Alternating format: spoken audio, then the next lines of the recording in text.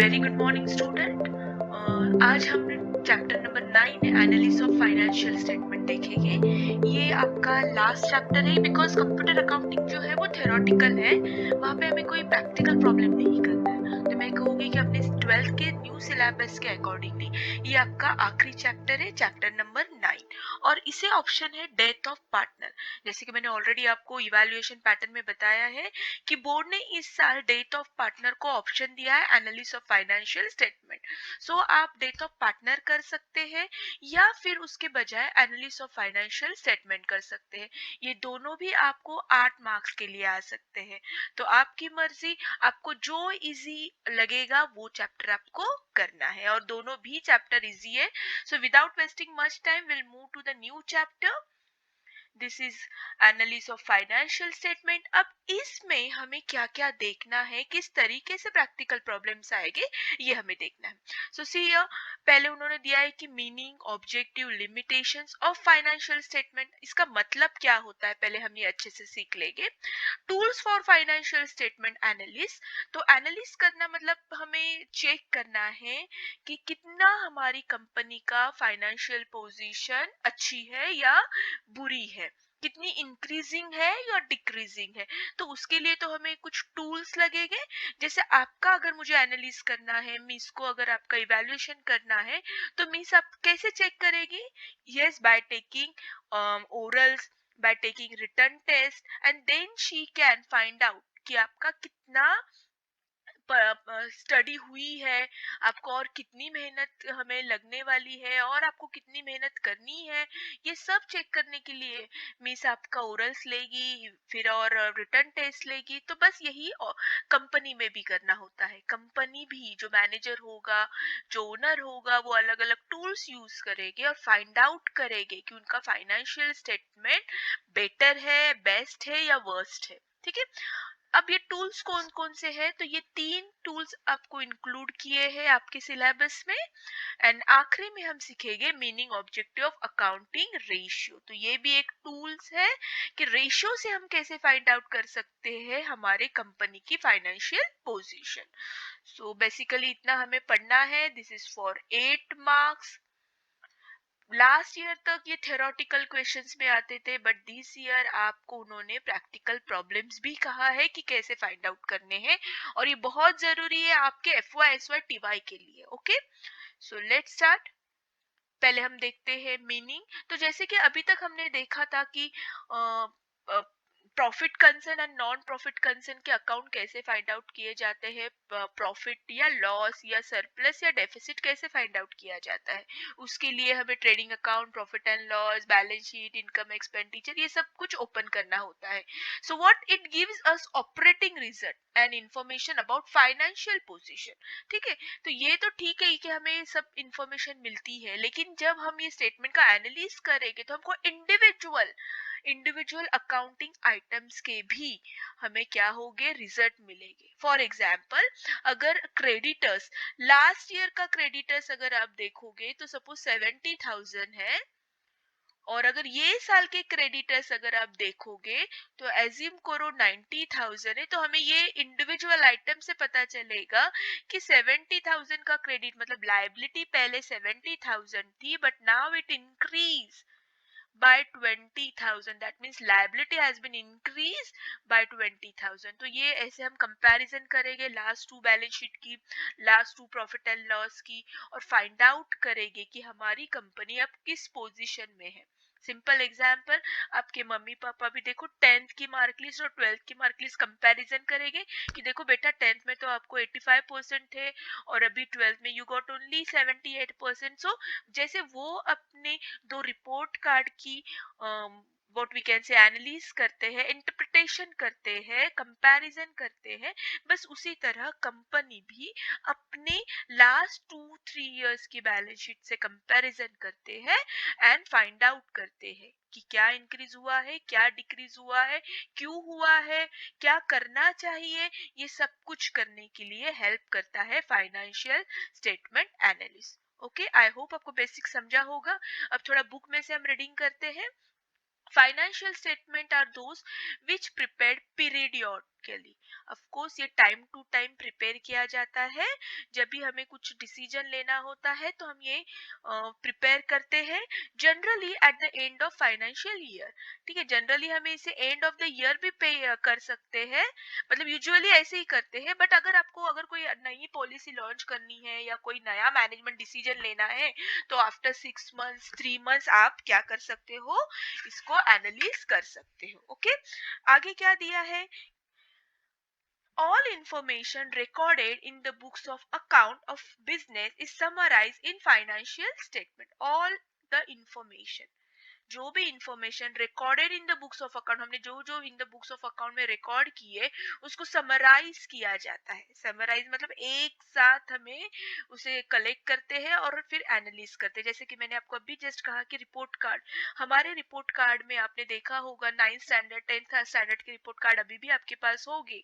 तो 9th standard में unit test में कितना मिला था, फर्स्ट टर्म में, सेकेंड यूनिट टेस्ट में, फाइनल में, एंड 10th में कितना मिला था पूरे साल भर में, तो ये सब हमको रिपोर्ट कार्ड्स में इंफॉर्मेशन मिलती है। तो समराइज करते हैं हम लोग, सिर्फ यूनिट टेस्ट का रिजल्ट नहीं देते रिपोर्ट कार्ड में, या सिर्फ फाइनल ईयर का नहीं देते, फाइनल एग्जाम का पूरे और लिखा होता है। देखो आप एक बार रिपोर्ट कार्ड देखो अपना, ठीक है, बस यहाँ पे भी यही समराइज करना है, कलेक्ट करना है। The statement which are prepared by the business to find out profitability, of course this is prepared by the business। क्यों करना है हमें ये, to find out the profitability, efficiency, solvency. Solvency मतलब क्या, कि हमारे पास इतने असेट है कि हम लायबिलिटी पे कर सकते हैं, उसको कहते हैं सॉल्वेंसी। तो ये भी चेक किया जाता है कि भैया कितनी लायबिलिटी है और कितने असेट्स है। ग्रोथ ऑफ बिजनेस चेक किया जाता है कि वेदर इट इंक्रीजिंग और decreasing. to judge the financial strength and status are called financial statement। okay, so fill in the blanks के लिए आ सकता है कि dash statement is prepared to find out profitability, efficiency, solvency। तो ये आपको याद रखना है फाइनेंशियल स्टेटमेंट। देखो ऑलरेडी मैंने आपके लिए वीडियो अपलोड किए हैं, आई होप आपने मेरे वीडियो स्टार्टिंग से देखे होंगे। तो उसमें एक वीडियो मैंने, एक पेपर सीरीज का वीडियो, 12 पेपर सीरीज, ये मैंने एक प्लेलिस्ट ही बनाई है। ठीक है, बोर्ड के पेपर्स के सब ऑब्जेक्टिव मैंने इंक्लूड किए हैं। आई गेस मैंने 2014 से 2020 तक सब कवर किया है, जून मार्च और अक्टूबर की बोर्ड के एग्जाम जो होती है उस हिसाब से। ठीक है, कभी कभी जुलाई में होती है अक्टूबर के बजाय, तो ये सब मैंने उसमें कवर किया है। तो प्लीज एक बार आप देखो तो आपको समझ में आ जाएगा। ठीक है, this statement give complete picture of financial position and managerial performance। तो इसको हम, जैसे हम ये स्टेटमेंट बनाएंगे, अब कैसे बनाते हैं, क्यों बनाते हैं, ये आगे देखेंगे। लेकिन जैसे हम ये स्टेटमेंट बनाएंगे तो हमको कंप्लीट पिक्चर मिलेगा फाइनेंशियल पोजीशन का, बिजनेस का। जैसे हम रिपोर्ट कार्ड अगर हम हाथ में लेते हैं तो हमें कंप्लीट पिक्चर पूरे साल भर का दिखता है मम्मा पापा को, कि हाँ साल भर में कितना हमारे बेटे ने या बेटी ने अच्छे से किया है। Okay, financial statement prepare for the purpose of annual report. Yes, जैसे आपका एनुअल रिपोर्ट होता है end of the year, school खत्म होती है तो आपको एनुअल रिपोर्ट मिलता है, वैसे कंपनी का भी एनुअल रिपोर्ट होता है। तो यहाँ पे फिर सीईओ, मैनेजर ये सब चेक करते हैं कि हमने साल भर में क्या किया है और क्या इम्प्रूव करना चाहिए, क्या स्टॉप करना चाहिए, कौन सी पॉलिसी बंद करनी चाहिए। Okay, the financial statement prepared by the profit concern as well as non profit concern, ये भी आपको याद रखना है। ठीक है, जैसे कि हमने देखा है नॉन प्रॉफिट कंसर्न मतलब क्या, इसका मैंने चैप्टर खास सिखाया है आपको, उसमें नॉन प्रॉफिट जो फर्म, कंपनी नॉन प्रॉफिट के लिए काम नहीं करती उसको नॉन प्रॉफिट कहते हैं। तो भले कंपनी वो प्रॉफिट कंसर्न हो या नॉन प्रॉफिट कंसर्न हो, आपको फाइनेंशियल स्टेटमेंट प्रिपेयर करना होता है। ठीक है, सो ट्रू एंड फॉल्स के लिए आ सकता है कि financial statement prepare only by profit concern या only by non profit concern, so it's a false. दोनों के लिए हमें फाइनेंशियल स्टेटमेंट प्रिपेयर करना है। चलो will move to the next. अब ऑब्जेक्टिव, अब इतना सारा करना क्यों है, तो हर एक के ऑब्जेक्टिव्स होते हैं। सो यहाँ पे भी ऑब्जेक्टिव दिए हैं। तो सबसे पहले ये यूजफुल किस किस के लिए होने वाले हैं, शेयर होल्डर्स के लिए जो पैसा इन्वेस्ट कर रहा है कंपनी में, इन्वेस्टर के लिए। ओके, देन सप्लायर्स मतलब क्रेडिटर्स, गवर्नमेंट के भी आंख होते हैं ये सब कंपनीज पे, फाइनेंशियल रिपोर्ट पे। सो ये सब ऑब्जेक्टिव ये किसके लिए इंक्लूड है, ये सब के लिए। ऑफ कोर्स बिजनेसमैन के लिए तो है ही। अब मेन ऑब्जेक्टिव है टू हेल्प इन प्लानिंग। तो अब जैसे कि 2 साल की अगर वो कंपैरिजन करेंगे बैलेंस शीट, तो सपोज लास्ट ईयर उनके असेट, सपोज लास्ट ईयर उनके बैलेंस शीट में असेट 1 लाख है और ये साल का असेट है 70,000। तो देखो इमीडिएटली कंपैरिजन जब हम करेंगे तो हमें पता चलेगा कि अरे लास्ट ईयर तो 1 लाख असेट थे, अभी सिर्फ 70,000, मतलब बहुत सारा डेप्रिसिएशन हुआ है या कुछ असेट हमने सोल्ड किए हैं। तो अब हमें आगे प्लानिंग करना है कि हमें और ये असेट इंक्रीज करने हैं या नहीं। हम डिसीजन ले सकते हैं कि नहीं हमें और असेट चाहिए compare to last year. So help in planning. Okay, जैसे कि आपको अगर कम मार्क्स है, मम्मी कंपैरिजन करती है लास्ट ईयर ज्योग्राफी में इतने थे, ये साल ज्योग्राफी में इतने हैं, तो और ज्योग्राफी पे मेहनत लेनी है। या मैथ्स में लास्ट ईयर इतने थे, 80 मार्क्स थे और ये साल तो इसको सिर्फ 62 है, इसका मतलब कहीं तो गड़बड़ है, तो ट्यूशन लगानी होगी, एक्स्ट्रा प्रैक्टिस लेनी होगी, क्लास टीचर से मिलना होगा। ये सब प्लानिंग मम्मी क्या करती है, by comparing our report card. तो सेम यहाँ पे भी कंपनी कंपैरिजन करती है प्लानिंग के वक्त। Next, to assist in estimating earning of the business. इससे हमें अंदाजा आता है कि ये साल इतना है, लास्ट 2 साल से हमें 10 लाख 10 लाख 12 लाख ऐसे प्रॉफिट हो रहा है, तो अगले साल भी ऐसे ही कुछ आगे पीछे हो जाएगा, तो एस्टिमेट कर सकती है कि अर्निंग कितना होगा, उस हिसाब से प्लानिंग कर सकती है। To assist in investment making decision, जैसे मैंने अभी कहा है कि उन्हें डिसाइड करना है कि हमें और इन्वेस्टमेंट करनी चाहिए क्या, अगर सचमुच उनका प्रॉफिट हर साल, suppose last to last year profit था 10 लाख, ठीक है, फिर उसके बाद 12 लाख हो गया, फिर उसके बाद इट कीप्स ऑन इंक्रीजिंग, ये बढ़ते बढ़ते ही जा रहा है, तो कंपनी को भी डिसीजन लेने में आसानी जाएगी कि यस हम और इन्वेस्टमेंट करेंगे तो और प्रॉफिट आएगा। क्योंकि देखो एक बिजनेसमैन यही सोचता है कि अगर हमें प्रॉफिट अच्छे से मिल रहा है, ये बिजनेस हमें अच्छे से कमा के दे रहा है, तो उसमें और इन्वेस्टमेंट करनी चाहिए। सो इस तरीके से डिसीजन लिए जा सकते हैं।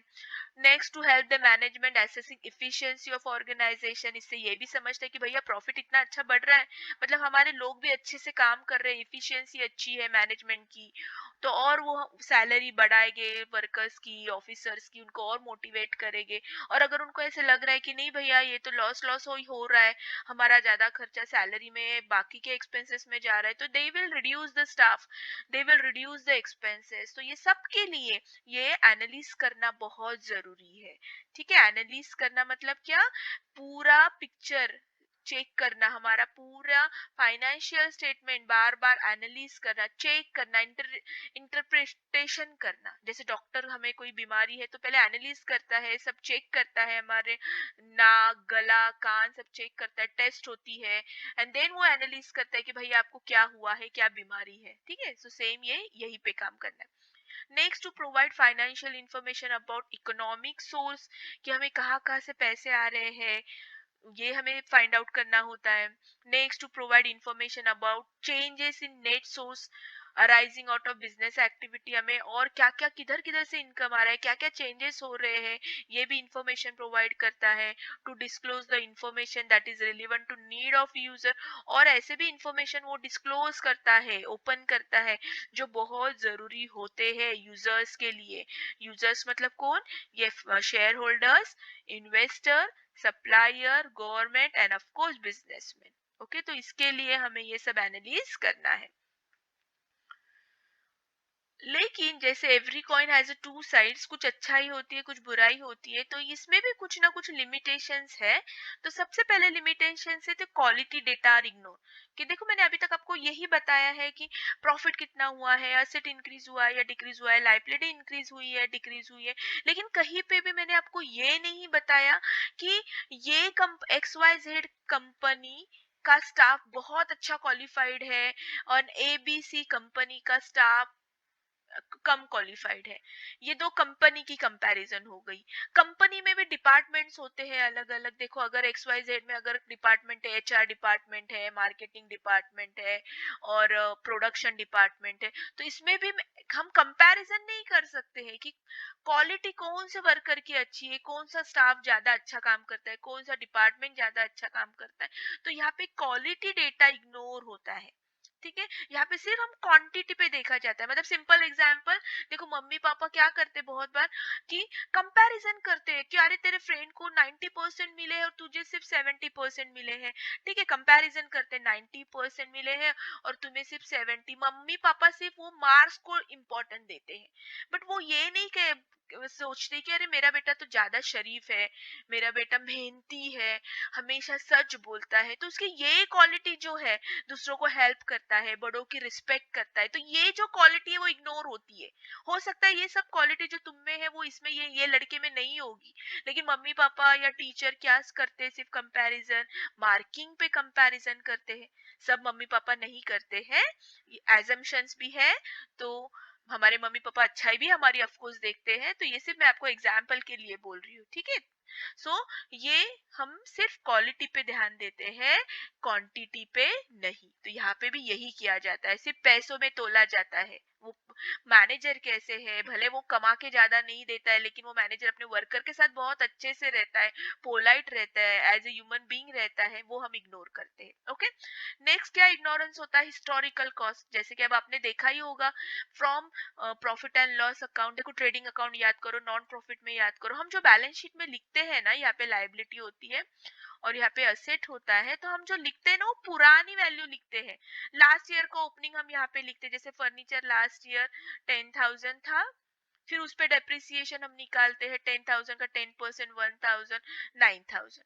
फिर ये 9,000 अगले साल नेक्स्ट बैलेंस शीट में फिर से कैरी फॉरवर्ड करते हैं। ओके, तो ये हम क्या करते हैं, हिस्टोरिकल वैल्यू लेते हैं। अगर अभी के जमाने में आप देखोगे तो हो सकता है ये 9,000 का अगर हम बेचने जाएंगे तो 900 रुपए भी नहीं आएंगे मार्केट में, लेकिन फिर भी हम हमारी बैलेंस शीट किससे बनाते हैं, पुराने वैल्यू से बनाते हैं, हिस्टोरिकल कॉस्ट। तो ये तो गलत बात है, हिस्टोरिकल में रहना, है ना। तो अभी जो वैल्यू चालू है उसकी वो देखनी है।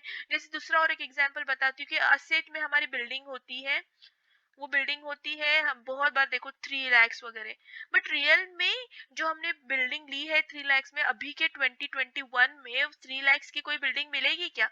अब वो 3 करोड़ 30 करोड़ हो जाएगी। ओके, लेकिन फिर भी हम हमारे बैलेंस शीट में 3 करोड़ को ही कंटिन्यू करते, तो इससे हमको इन्फॉर्मेशन सही मिलेगी क्या? ऑफ कोर्स नहीं।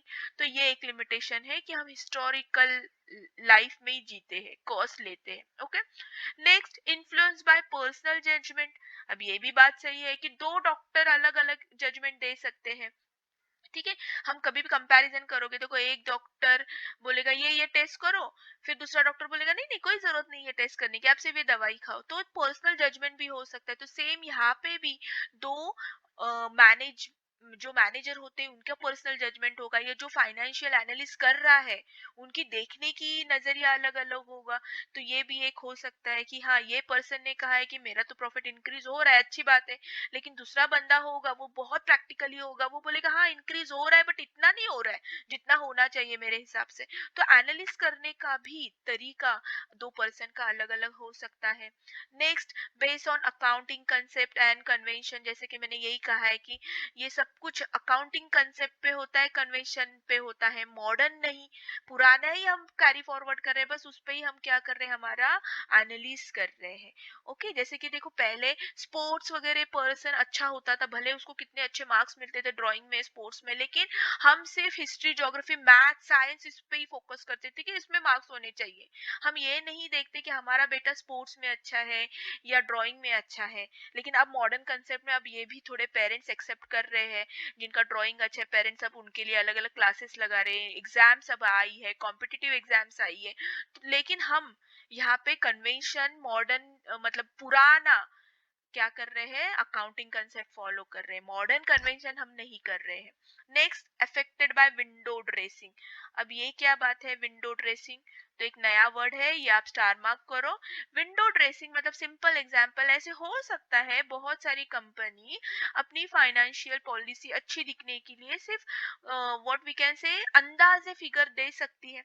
जैसे कि सिंपल एग्जांपल बताती हूँ, हमारे घर में कोई गेस्ट आया तो हम क्या करते हैं, फटाफट तो हॉल एक सजाते हैं, हॉल क्लीन करते हैं, कबर्ड में ऐसे ही अपना सामान ठोस देते हैं, और बाहर से हम क्या करते, ड्रेसिंग करते हमारे घर को, तो कोई आएगा तो बोलेंगे वाह क्या घर है इनका। लेकिन अगर उन्होंने कबर्ड खोल के देखा तो उन्हें पता चलेगा कि हमने कबर्ड में कितना ठूस के रखा है।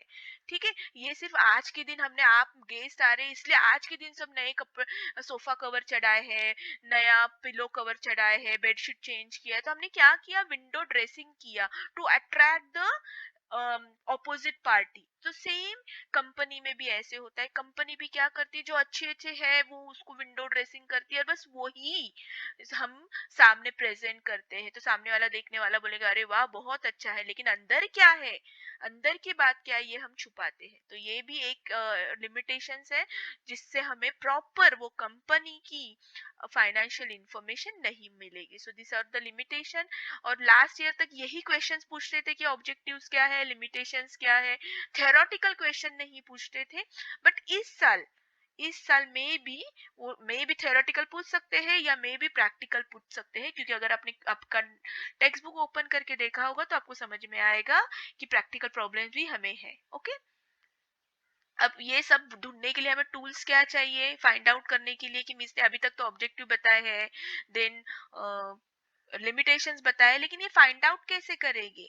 तो फाइंड आउट करने के लिए हमें कुछ टूल्स और टेक्निक यूज करने होंगे। ठीक है, जैसे कोरोना है या नहीं ये फाइंड आउट करने के लिए हमने क्या किया, हमने कोरोना टेस्ट की। सेम हियर, वो कोरोना टेस्ट कैसे की, नाक में से मुंह में से अब की होगी अपने से बहुत सारे लोगों ने। ठीक है, तो वो उन्होंने टूल्स यूज किया, टेक्निक यूज किया to find out the corona positive और निगेटिव। तो वैसे ही कंपनी में भी ये टूल्स यूज किए जाते हैं जिससे हमें समझ में आता है कि हमारा फाइनेंशियल पोजीशन गुड है, बेटर है या बेस्ट है या वर्स्ट है। ओके, अब इसमें जैसे मैंने कहा है कि कंपैरेटिव, अब ये कंपैरेटिव में भी दो पार्ट है। अब ये कंपैरेटिव में भी हमें क्या कंपैरिजन करना है, तो एक तो कंपैरेटिव बैलेंस शीट करनी है और दूसरी कंपैरेटिव इनकम स्टेटमेंट करना है। डोंट वरी, नेक्स्ट लेक्चर में क्या है कैसे करना है ये मैं आपको बताऊंगी। तो देखो कंपैरेटिव बैलेंस शीट ऐसे होती है, अभी सिर्फ आप ऑब्जर्वेशन करो। तो वर्टिकल बैलेंस शीट, हॉरिजॉन्टल, अभी तक हम यही कर रहे हैं, 12th में हमें इतना ही करना होता है। दिस इज कॉल्ड हॉरिजॉन्टल, मतलब यहाँ पे लायबिलिटी होती है, यहाँ पे एसेट होता है। ठीक है, हॉरिजॉन्टल अभी तक हमने 11 12 में यही पढ़ा है। ये होती है वर्टिकल बैलेंस शीट, ये होती है FY SY में आपको प्रिपेयर करनी होती है। तो पहले लायबिलिटी लेते हैं, उसके नीचे देखो सोर्स ऑफ फंड, कहाँ कहाँ से पैसे आए हैं। ठीक है, तो ये सब पार्ट उठा के देखो, ये सब पार्ट उठा के उन लोग इसके अंडर लिखते हैं और ये सब पार्ट उठा के वो इसके अंडर लिखते हैं, मतलब नीचे ऊपर लिखते हैं। और ऐस इस देखो ये सब जो पार्ट है ना असेट वो नीचे है और ये सब लायबिलिटी है ना ऊपर है, इसको कहते हैं वर्टिकल बैलेंस शीट। ओके, और कंपेरेटिव है, ये कंपैरिजन करना है। तो देखो ये लास्ट ईयर की सब दिया है फिगर और ये करंट ईयर का। ठीक है, देखो यहाँ पे अगर हम वर्टिकल बैलेंस शीट में लिखेंगे तो यहाँ पे भी लास्ट ईयर, करंट ईयर, और फिर कैसे फाइंड आउट करना है कि इंक्रीज हुआ है क्या डिक्रीज हुआ है, ये हम नेक्स्ट लेक्चर में देखेंगे। सो आई होप आपको समझ में आया है कि एग्जैक्टली फाइनेंशियल स्टेटमेंट क्या होता है। जैसे फाइनेंशियल बैलेंस शीट होती है वैसे इनकम स्टेटमेंट भी होता है। देखो इनकम हम profit and loss trading account कैसे लिखते हैं, अभी फिलहाल डेबिट एंड क्रेडिट टाइप लिखते हैं ना, लेकिन जब FY SY में आ जाओगे, MCOM में जाओगे तो इस तरीके से आपको बनानी होगी।